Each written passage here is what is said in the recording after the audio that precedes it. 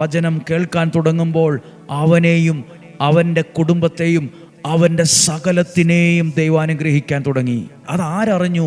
ദാവീദ് അറിഞ്ഞു. അപ്പോൾ ദാവീദ് എന്ത് ചെയ്തു എഴുതിയിട്ടുണ്ട്. അതുകൊണ്ട് ദാവീദ് ദൈവത്തിൻ്റെ പേടകം അവിടെ നിന്ന് ദാവീദിൻ്റെ നഗരത്തിലേക്ക് സന്തോഷപൂർവ്വം കൊണ്ടുവന്നു. എങ്ങനെ കൊണ്ടുവന്നു? ദുഃഖത്തോടെയോ പിറുപിറുപ്പോടെയോ അല്ല, സന്തോഷത്തോടെ. നിങ്ങളും സന്തോഷത്തോടെ ദൈവവചനം സ്വീകരിക്കുക.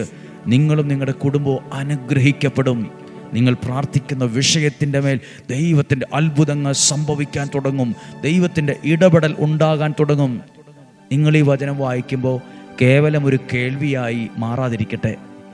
ഈ വചനം 11, 12, 13 ഒക്കെ ഒന്ന് വായിച്ചു നോക്കിക്കേ. 10, 11 ഒക്കെ ഒന്ന് വായിച്ചു നോക്കിക്കേ.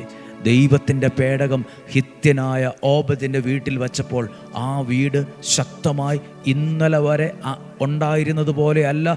ഈ പേടകം വയ്ക്കാൻ തുടങ്ങിയപ്പോൾ മുതൽ ആ വീട് അനുഗ്രഹിക്കപ്പെട്ടതായി ദാവീദ് അറിഞ്ഞു. അങ്ങനെയാണ് ദാവീദിന് ആഗ്രഹമുണ്ടാകുന്നത്. ആ പേടകം കൊണ്ടുവരണം, നഗരത്തിൽ വയ്ക്കണം, എൻ്റെ വീടും കുടുംബവും രാജ്യവും അനുഗ്രഹിക്കപ്പെടണം തീരുമാനിച്ചു. പ്രിയപ്പെട്ടവരെ, ഇന്ന് കേൾക്കുന്ന ഈ വചനം ദൈവത്തിൻ്റെ വാഗ്ദത്ത വചനങ്ങളാണ്.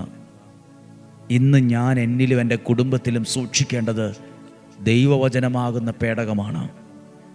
അത് വിശ്വാസത്തോടെ എടുക്കുമ്പോൾ അതെനിക്കൊരു അത്ഭുതമായി മാറും.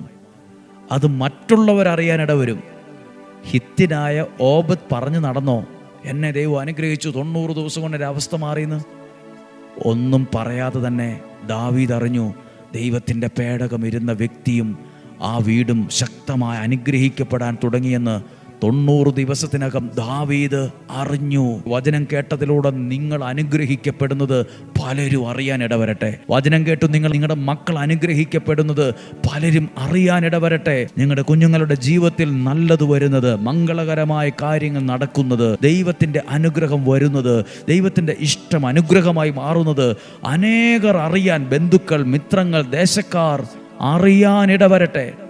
കർത്താവേ, അങ്ങ് നൽകുന്ന അനുഗ്രഹത്തിലൂടെ ഞാൻ വളരുന്നത്, രക്ഷപ്പെടുന്നത്, വിജയിക്കുന്നത് അനേകർ അറിയാൻ ഇടവരുന്ന വിധത്തിൽ എന്നെ അനുഗ്രഹിക്കണമേ. ഒരു വഴി തുറന്ന് എന്നെ രക്ഷപ്പെടുത്താൻ ഇടയാക്കണമേ. എൻ്റെ വഴികൾ അടഞ്ഞു കിടക്കുന്നു, എൻ്റെ മാർഗങ്ങൾ തടയപ്പെട്ട് കിടക്കുന്നു, പല കാര്യങ്ങളും എനിക്ക് മുന്നോട്ട് പോകാൻ പറ്റുന്നില്ല. കർത്താവെ, വഴികൾ തുറന്ന് എന്നെ മുന്നോട്ട് നയിക്കണമേ.